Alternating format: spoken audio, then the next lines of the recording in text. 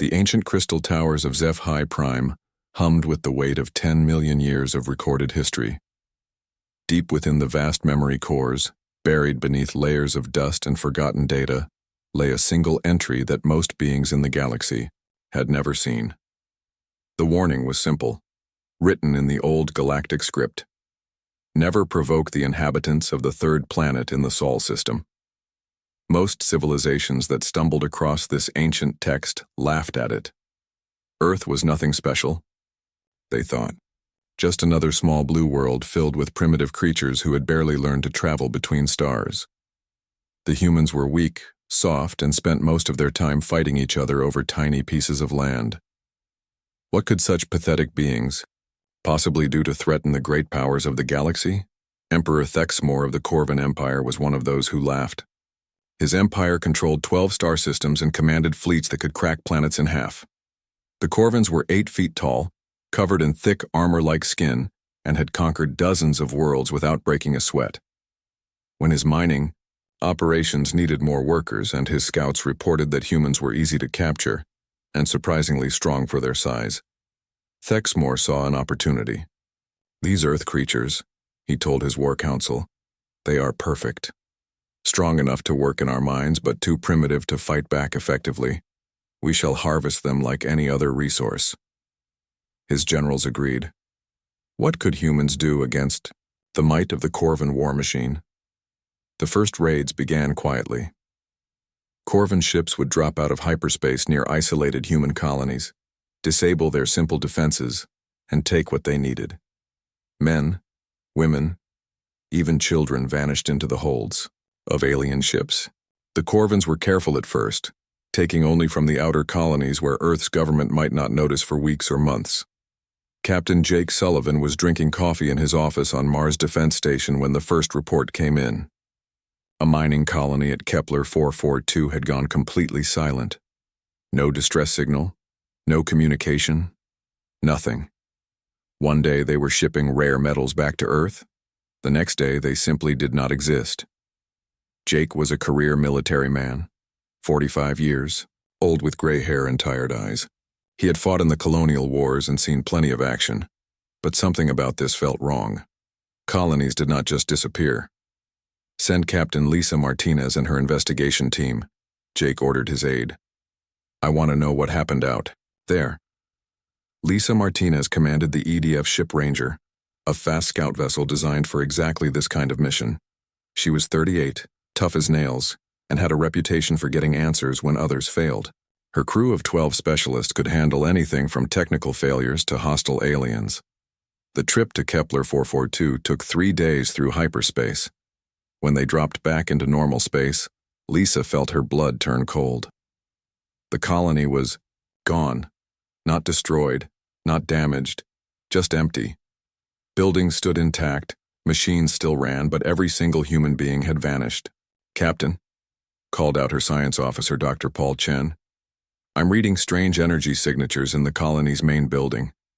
Someone used advanced teleportation technology here. Lisa led a team down to the planet's surface. The colony looked like people had simply stopped what they were doing and walked away. Meals sat half-eaten on tables.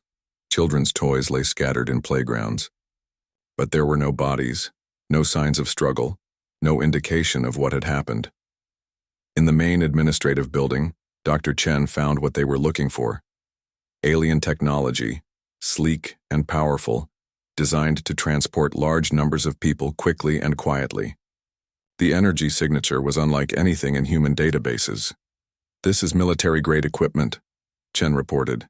Whoever did this has technology far beyond ours.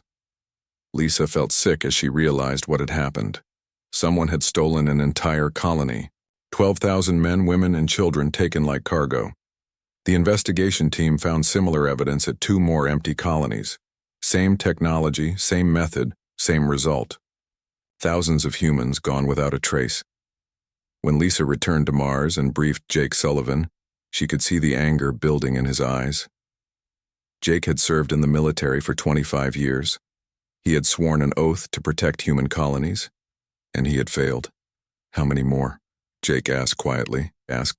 We've identified at least 6 empty colonies, Lisa replied.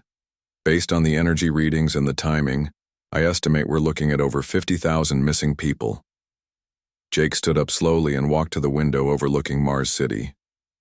Below him, millions of humans went about their daily lives, unaware that their species was being hunted. Any idea who's responsible? Lisa pulled up a holographic display showing the alien technology they had found. The tech signature matches partial records from deep space monitoring stations. We think it's the Corvan Empire. Jake had heard of the Corvans. Big, powerful, aggressive. They controlled a significant chunk of space on the far side of the galaxy. Humans had always avoided contact with them, preferring to trade with more peaceful species. Why would they want humans? Jake asked. Unknown, Lisa admitted. But based on the numbers and the systematic nature of these raids, I don't think they're planning to let our people go. Jake was quiet for a long moment. Then he walked to his desk and activated his communication console.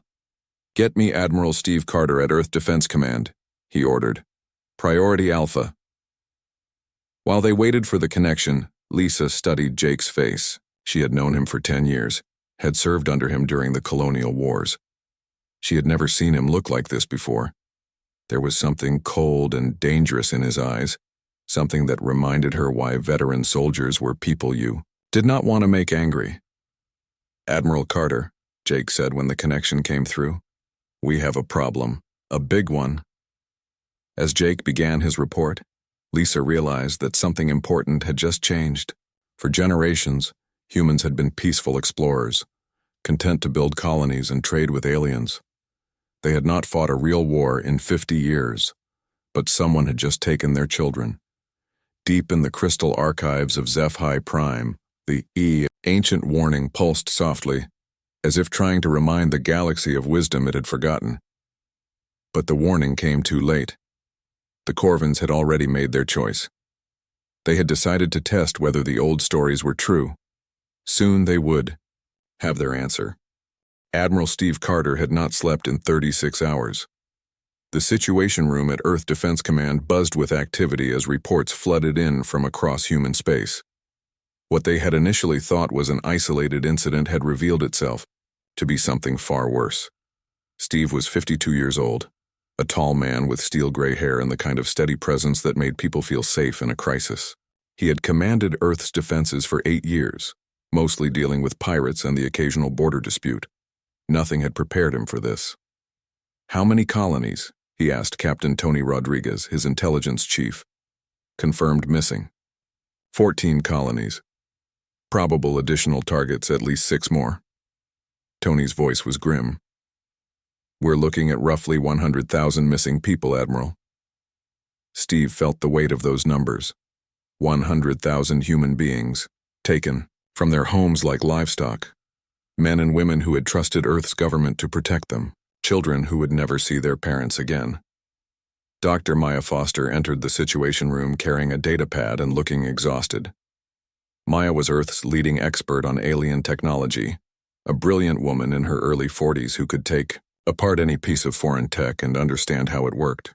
What she had discovered in the past 24 hours had shaken her to her core. Admiral, Maya said, we need to talk. Privately. Steve led her to a secure briefing room where they could speak without being overheard. Maya activated her data pad and showed him a series of holographic images.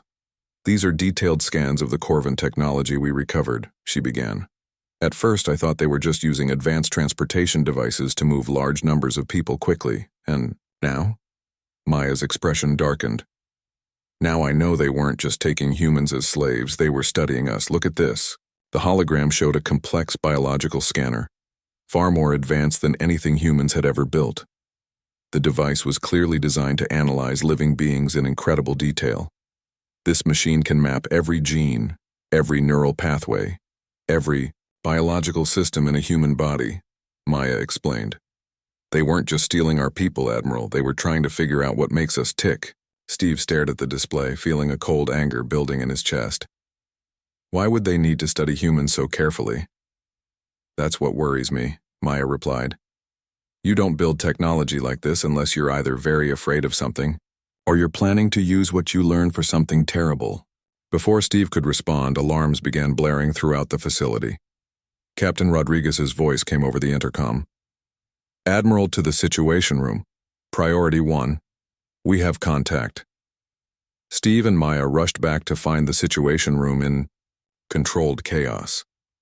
On the main display screen, Captain Ryan Brooks appeared, broadcasting from the bridge of his ship, the UES Vengeance. Ryan was 34, a career Navy officer with bright blue eyes and the kind of calm confidence that made him perfect for deep space patrol. Right now, though, he looked shaken. Admiral, Ryan reported, my patrol encountered a Corvan battle fleet approximately 3 hours ago near the Vega system. 15 ships, including what appears to be a command vessel. Status of your ship, Captain? Vengeance is undamaged, sir. The Corvan fleet. Ryan paused as if he could not quite believe what he was about to say. The Corvan fleet has been completely destroyed. Steve felt everyone in the Situation Room go quiet. Repeat that, Captain. All 15 enemy ships destroyed, Admiral. No survivors detected. Captain Brooks, Steve said carefully. The Vengeance is a patrol ship with light armament. How exactly did you destroy 15 Corvan warships? Ryan's expression became thoughtful. That's the thing, sir. It wasn't difficult. Their tactics were primitive. They flew in straight lines, used predictable attack patterns, and seemed completely unprepared for any real opposition. It was like fighting someone who had never been in a real battle before. Dr. Maya Foster leaned forward. Captain, can you describe their behavior in more detail? Well, ma'am, they approached us in a standard formation, broadcast some kind of surrender demand, and then attacked when we refused. But their attack was clumsy. They fired all their weapons at once instead of coordinating their shots. When we started maneuvering, they couldn't adapt. It was like they expected us to just sit there and take it. Steve began to understand.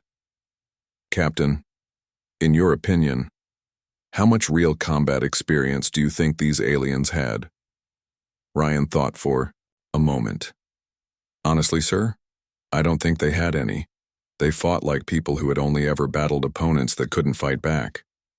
The implications hit Steve like a physical blow. The Corvans were not experienced warriors. They were bullies who had spent so long conquering helpless civilizations that they had forgotten how to fight against real opposition, and they had just made the mistake of attacking the one species in the galaxy that had spent thousands of years perfecting the art of war.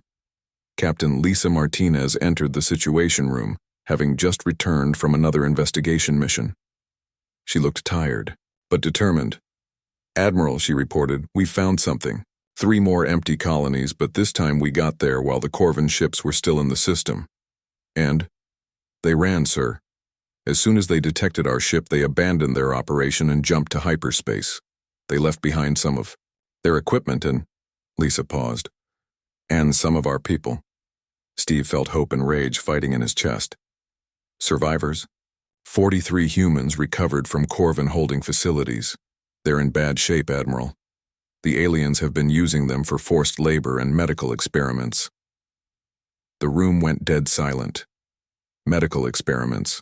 Steve had commanded military forces for most of his adult life, had seen combat and death and suffering. But the idea of humans being used as laboratory animals made him feel sick with fury. Where are the survivors now? Medical facilities at Luna Base. The doctors say they'll recover, but Lisa's voice became hard. What they went through was not humane, Admiral. Steve stood up slowly and looked around the room at his staff. These were good people, professional military officers who had dedicated their lives to protecting humanity. Every face showed the same controlled anger that he felt building inside himself. Captain Rodriguez, he said quietly, I want a full mobilization of all Earth Defense Forces.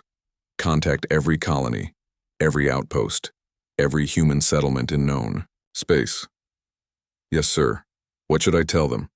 Steve walked to the main display and stared at the star map showing human space. Hundreds of worlds, millions of people, all looking to Earth for protection. Tell them that the age of peaceful exploration is over, he said. Someone has declared war on humanity, and we're going to show them why that was a mistake.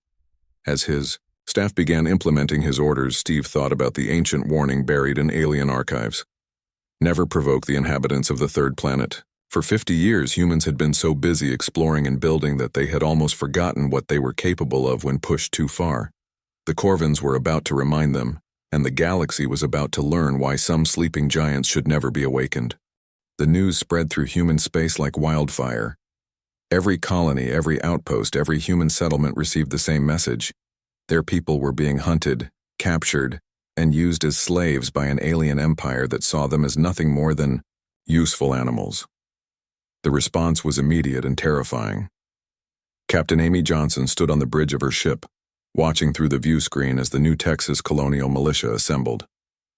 Amy was 41 years old, a former Earth Navy officer who had retired to the frontier to start a new life. She had short brown hair, steady hands, and the kind of practical intelligence that made her perfect for colonial defense work. What she was seeing now would have been impossible just a week ago. "How many ships?" she asked her communications officer. 237 vessels confirmed, Captain. Everything from converted cargo haulers to decommissioned military ships. They're all armed and ready for combat. Amy shook her head, in amazement. New Texas was a farming colony with a population of only 3 million. They had never had more than a dozen defense ships at any one time. But when word came that aliens were stealing human children, every ship owner, every pilot, every person with any kind of space experience had volunteered to fight. "Captain Johnson," came a voice over the comm system. "This is Admiral Steve Carter from Earth Defense Command." Amy straightened up. She had served under Carter years ago and respected him greatly. "Admiral, this is Captain Johnson, New Texas Colonial Militia reporting for duty." "Amy, I need you to understand something. The enemy force heading for your system is substantial. Our intelligence suggests at least 20 Corvin warships, possibly more. Are you certain your people want to engage?" Amy looked around at her bridge. Crew. Her weapons officer was a retired Marine sergeant named Pete Williams. Her navigator was Dr. Linda Foster, a former research scientist who had learned to pilot ships when she moved to the colonies. Her engineer was Bob Chen, a young man who had built half the defense systems on New Texas with his own hands. "Admiral," Amy replied, "these aliens took children from human colonies. Our children. There isn't a person in this system who wouldn't fight to stop that." "Understood, Captain. Give them hell." The Corvin fleet arrived 6 hours later. 25 massive warships, each one larger and more heavily armed than anything the colonists possessed. Their commander, war leader Kexthor, had expected to find a few frightened humans hiding behind whatever pathetic defenses they could manage. Instead, he found himself facing a wall of human fury that defied all logic. The battle lasted exactly 43 minutes. When it was over, every single Corvin ship had been destroyed, and the colonial militia had not lost a single vessel. The secret was not superior technology or greater firepower. The secret was that the humans fought like their lives depended on it because they did. While the Corvins flew in predictable formations and followed standard tactical procedures, the humans swarmed them like angry wasps. Colonial ships dove in close, used the larger alien vessels as cover against each other, and coordinated their attacks with a precision that came from years of working together in the dangerous environment of space. Captain Amy Johnson's final report to Earth Defense Command was simple. Enemy force eliminated, awaiting further orders. But the victory at New Texas was just the beginning. On the prison world of Corvin 7, Lieutenant Colonel Dan Foster led the first human ground assault against an alien installation. Dan was 39 years old, a career Marine with sandy brown hair and scars from a dozen different battles. He had volunteered for this mission the moment he learned what the Corvins were doing to human prisoners. What he found when his Marines breached the prison complex made him sick with rage. The Corvins had built facilities designed specifically for holding humans. Men and women were packed into tiny cells, fed barely enough to keep them alive and forced to work 18-hour shifts in dangerous mining operations. Children were kept in separate areas, apparently being studied by Corvin scientists who wanted to understand human development.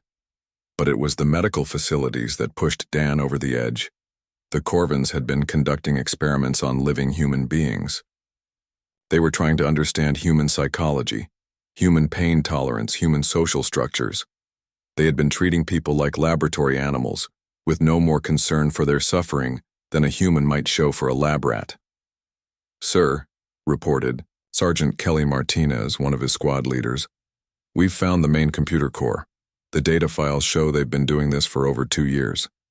2 years. Thousands of human beings had been suffering in these facilities for 2 years. While Earth remained ignorant of their fate, Dan activated his comm system and broadcast on all frequencies. This is Lieutenant Colonel Foster to all human forces. What we've found here changes everything. The Corvins aren't just raiders or slavers. They're monsters." The recordings and data files from Corvin 7 were transmitted back to Earth within hours. The response was immediate and unanimous. No mercy, no quarter, no negotiation. Emperor Thexmore made his second catastrophic mistake when he received reports of the human victories. Instead of recognizing that he had awakened something dangerous and attempting to negotiate, he decided to double down. His message was broadcast across the galaxy on all diplomatic frequencies. To all civilized species of the galaxy, the humans of Earth are a dangerous and primitive species that threatens galactic peace. They are nothing more than resourceful livestock, suitable only for labor and experimentation. Any species that wishes to harvest human populations has the full support of the Corvin Empire. The message was intended to isolate humanity and convince other species to join the Corvin effort. Instead, it had the opposite effect. Within hours of the broadcast, every human world had declared total war against the Corvin Empire. Not just Earth, not just the military, but every single human settlement in known space. Admiral Kate Phillips received her orders while commanding the largest human fleet ever assembled. Kate was 47 years old, a brilliant tactical mind who had spent her entire career preparing for a war she hoped would never come. "Admiral," reported her communications, "Officer, we're receiving mobilization confirmations from all human settlements, colonial militias, merchant marines, even civilian cargo ships are requesting to join the fleet." Kate studied the tactical display showing the growing human armada. Ships were arriving from every direction, volunteers coming from colonies she had never even heard of. Engineers, miners, farmers, teachers, people from every walk of life who had one thing in common. They were human, and someone had hurt their family. "How many ships total?" she asked. "Current count is over 1,500 vessels, Admiral. More arriving every hour." Kate felt a chill run down her spine. This was not just a military response. This was an entire species preparing for war. Her destination was the Corvin homeworld. Her mission was simple: complete and total victory. But as she watched the human fleet continue to grow, Kate realized that what was happening went beyond military strategy or tactical planning. The Corvins had awakened something primal in humanity, something that had been sleeping quietly for 50 years of peaceful expansion. They had reminded humans what they were capable of when their children were threatened. And now there would be a reckoning. The galaxy held its breath as human fleets began moving through hyperspace toward Corvin territory. For the first time in recorded history, an entire species had mobilized for total war. Ancient civilizations that had watched the rise and fall of empires for millions of years suddenly found themselves wondering if they had been wrong about the primitive humans from the edge of known space. Captain Luke Thompson had been in space for 37 days without seeing sunlight.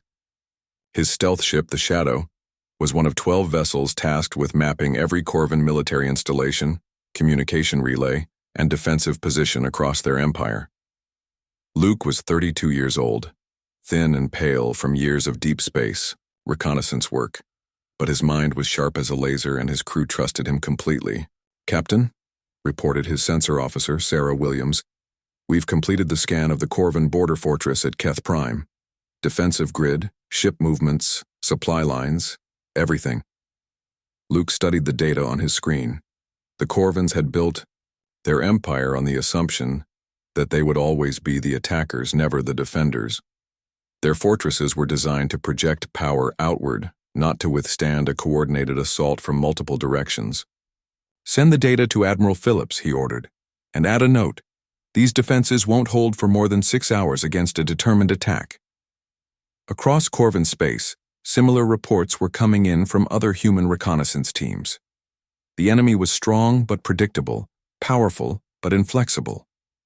They had conquered dozens of worlds, but always against opponents who could not fight back effectively. They had never faced an enemy that fought smarter instead of harder. Commander Beth Williams sat in the Electronic Warfare Center aboard the flagship Retribution, surrounded by banks of computers and communication equipment. Beth was 29 years old, a technical genius who could break into any computer system ever built. For the past week, she had been preparing the most ambitious cyber attack in human history. Status report. Requested Admiral Kate Phillips. Over the comm system. Ready on all fronts, Admiral, Beth replied. We've identified their primary communication network, their military command structure, and their automated defense systems. When you give the word, we can shut down their ability to coordinate a defense across their entire empire. Beth's team had discovered something interesting about Corvin technology. It was advanced, but it was also centralized. Every ship, every base, every defensive installation was connected to a single galactic network that allowed instant communication across their empire. It was also their greatest weakness. How long will they be blind? Admiral Phillips asked.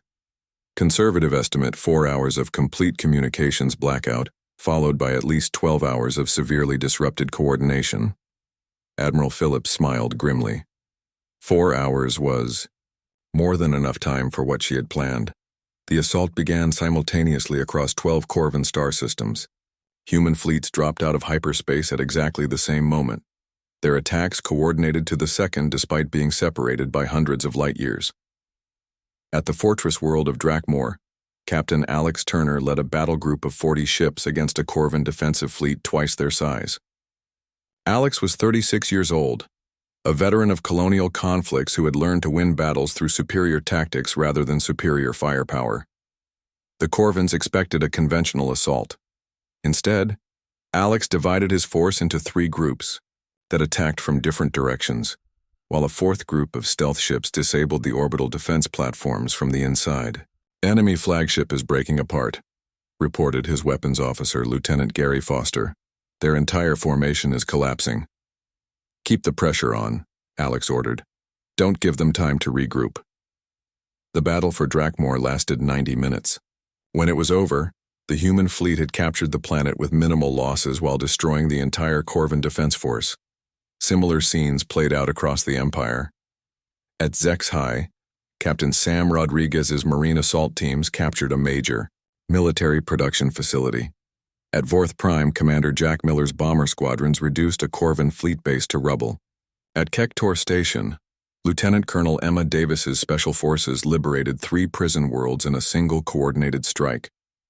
But it was the response of the galaxy's other civilizations that truly shocked the Corvins. The Zeph High Emergency Council convened for the first time in 10,000 years. Elder Crystalline Vox High, an ancient being whose memory banks contained the wisdom of eons, accessed the deepest archives in their databanks. The old warnings were true, Vox High announced to the assembled council. The inhabitants of the Sol system are not ordinary beings. They are chaos made flesh, entropy given form. They do not conquer for pleasure or profit. They conquer to protect their own. What makes them so dangerous? Asked a younger council member. Vox High projected holographic images of human military actions from across Corvin space. Ships fighting in impossible formations. Ground troops adapting to changing situations instantly. Commanders making decisions that defied conventional tactical wisdom but somehow worked perfectly. They do not fight like other species, Vox High explained. Most civilizations develop technology first, then learn to use it in battle. Humans developed warfare first, then applied their technology to it. Every human child learns strategy through games. Every human adult has studied the history of conflict. War is not something they do, it is something they are. On the Corvin homeworld, Emperor Thexmor watched in growing horror as reports flooded in from across his empire. 12 systems under attack simultaneously. Communication networks failing. defense fleets being destroyed by human forces that should have been vastly outgunned. How is this possible? He demanded of his generals. They are primitives. They have only been in space for a few centuries. War leader Kexthor, recently returned from the disaster at New Texas, tried to explain. My emperor, they do not fight like primitives, they fight like something else. Something we have never encountered before. Explain. They coordinate their attacks perfectly but without central command. Each human commander makes independent decisions that somehow support the overall strategy. It is as if they can read each other's minds. Emperor Thexmore stared at the tactical display showing the destruction of his empire. In 3 days, the humans had accomplished what should have taken months. They had not just defeated his forces, they had made them look incompetent. What do they want? He asked quietly. According to their broadcasts, Kexthor replied, they want unconditional surrender and the return of all human prisoners. And if we refuse? Kexthor looked at the reports from the front lines. Human forces were not just winning battles, they were winning them so decisively that Corvan morale was collapsing across the empire. Then they will continue until there is nothing left of our civilization, he said simply. Colonel Nina Carter stood on the bridge of the assault ship Fury, watching as the last Corvan fortress in the Vega system crumbled under bombardment. Nina was 34 years old, a combat engineer who specialized in breaking things that other people said could not be broken. That's the last of their defensive installations, reported her demolitions expert, Captain Mark Davis. The system is ours. Nina nodded, but she felt no satisfaction. The Corvans had built their fortress to be impregnable, but they had built it to withstand conventional attacks. They had never imagined that humans would simply tunnel underneath it and plant explosives in the foundation. Any word from the other battle groups? She asked. Admiral Phillips reports successful operations across all target systems. The Corvan Empire is effectively finished as a military power. Nina looked out at the stars and wondered what would happen next. The humans had proven their point decisively. They had shown the galaxy that crossing them was a fatal mistake. But the real test would be what they did with their victory. The ancient warning in the HFY archives pulsed softly, its meaning now clear to any who bothered to read it. Theo, humans were not conquerors by nature. They were protectors. Cross them and face destruction, but harm their innocent and discover why the void itself learned to fear their children. The Corvan Empire had learned this lesson too late. Now it was time to see if they would survive it. Emperor Thexmore stood in his throne room, watching the tactical displays that showed the complete collapse of his empire. In less than a week, the humans had systematically destroyed 3,000 years of Corvan expansion. 12 star systems, lost, hundreds of ships destroyed, entire fleets surrendering rather than face the terrifying efficiency of human warfare. The Emperor was 10 feet tall, covered in the thick natural armor that made Corvans nearly invulnerable to most weapons. His species had conquered 47 different worlds through sheer physical superiority and technological advantage. But now he felt small and helpless as he watched his empire crumble. My Emperor, announced his aide, Admiral Kate Phillips, of the human fleet is requesting direct communication. Thexmore wanted to refuse, to maintain some dignity in defeat, but he knew he had no choice. His empire was finished. His only hope now was to save what remained of his people. Admiral Phillips appeared on the main screen, broadcasting from the bridge of her flagship. She was a middle-aged human woman with gray hair and calm, intelligent eyes. She looked tired but determined, like someone who had completed a difficult but necessary task. Emperor Thexmore, she said simply, I am Admiral Kate Phillips of the Earth Defense Force. I believe you have something that belongs to us. Admiral Phillips, Thexmore replied, trying to keep his voice steady. I am prepared to discuss terms for the return of your people. There are no terms, Phillips said quietly. There are only requirements. You will immediately release every human being held anywhere in your empire. You will provide complete medical care for any who have been harmed. You will turn over all records of your experiments and operations involving human subjects. And you will surrender unconditionally. Thexmore felt a flicker of his old pride. And if I refuse? Admiral Phillips leaned back in her chair and gestured to something off-screen. The view changed to show the space around the Corvin homeworld. Thexmore's blood went cold. The entire human fleet was there. Over 2,000 ships of every size and type, from massive battleships to converted cargo haulers. They surrounded his homeworld like a swarm of predators, ready to strike at a moment's notice. Emperor, Admiral Phillips said, your empire is gone. Your fleets are destroyed. Your colonies have surrendered. The only thing protecting your homeworld right now is my decision to offer you this one chance to do the right thing. You would destroy an entire planet? No, Phillips replied, and for the first time her expression softened slightly. We are not like you. We do not wage war against innocent civilians, but we will do whatever is necessary to protect our people and ensure this never happens again. Thexmore looked around his throne room at his remaining advisors. He could see the truth in their faces. The war was over. The Corvins had lost completely, and continued resistance would only lead to more death. What guarantee do I have that you will not simply destroy us once we surrender? Admiral Phillips smiled, but it was not a cruel expression. Emperor, in the past week your people have seen what humans do to those who threaten our families. Now you will see what we do for those who choose peace. 6 hours later, the formal surrender ceremony took place aboard Admiral Phillips' flagship. Emperor Thexmore, accompanied by his remaining generals, signed the documents that officially ended the Corvin Empire as an independent power. The terms were surprisingly fair. The Corvins would retain control of their homeworld and 3 colony systems. Their military would be reduced to a small defense force. Most importantly, slavery in any form would be permanently banned throughout their territory. But it was the human response that truly shocked the galaxy. Colonel Brad Miller found himself appointed as military governor of the former Corvin Empire. Brad was 43 years old, a career officer with experience in both combat and administration. His job was to oversee the transition from a slave-based empire to a peaceful civilization. Colonel, reported his aide, Captain Susan Davis, we've completed the census of human prisoners. Final count is 137,000 people recovered from Corvin facilities. Brad nodded grimly. Each of those numbers represented a human being who had suffered because of Corvin greed and cruelty, but now they were going home. What about medical treatment? Admiral Phillips has authorized the construction of 12 new medical facilities, using human technology.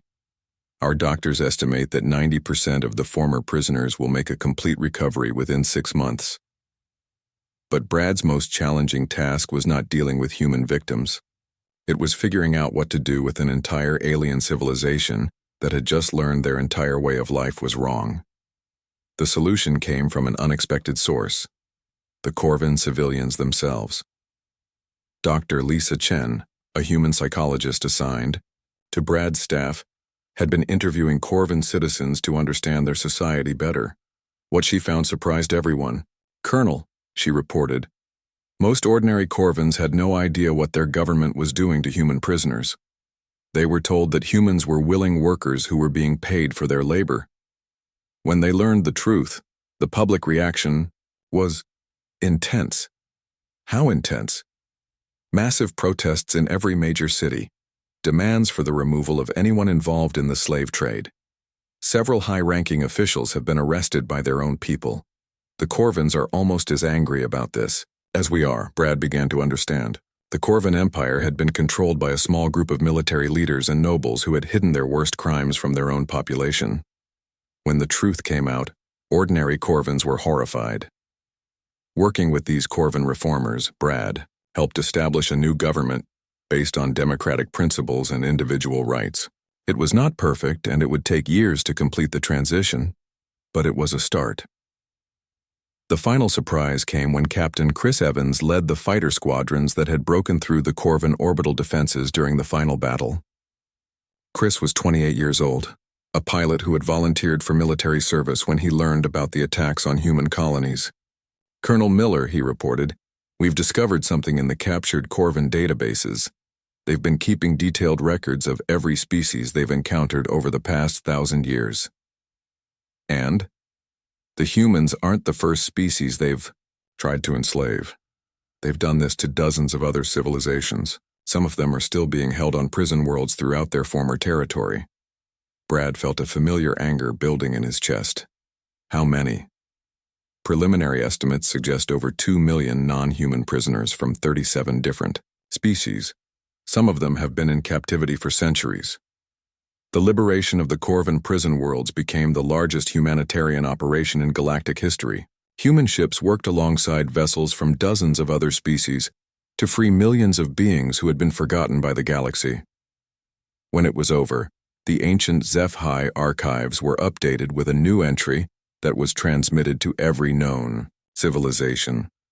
Let it be recorded for all time that the inhabitants of Sol 3, called humans by some and Earthlings by others, have proven the wisdom of the ancient warnings.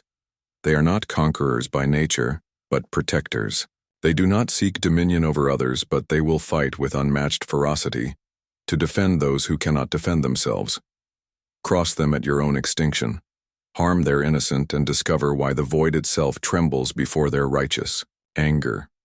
But treat them with respect and justice and find no more loyal allies in all the galaxy. The message spread quickly through galactic civilization. Earth had not just won a war, they had demonstrated why the galaxy's oldest law existed in the first place. Humanity had been sleeping, content to explore and trade peacefully with their neighbors. The Corvans had awakened something that should have been left undisturbed, and in doing so, they had reminded the galaxy why Earth's children were to be feared and respected in equal measure. Admiral Kate Phillips stood on the observation deck of her flagship, watching as the last human prisoner transport departed Corvan space. 137,000 people going home to their families, millions of other beings freed from centuries of captivity, an entire empire transformed from a force of oppression into a chance for redemption. Admiral, reported her communications officer, we're receiving a priority message from Earth Defense Command. Admiral Carter is requesting your return to discuss new defensive protocols. Kate nodded. The war was over, but the peace would require just as much careful planning. Humanity had revealed its capabilities to the galaxy, and that would change everything about how other species viewed them. But she was confident that the lesson had been learned. The ancient warning that had protected Earth for so long was no longer hidden in forgotten archives. Every civilization in the galaxy now knew the truth. Never cross the Earthlings. Some lessons once learned are never forgotten.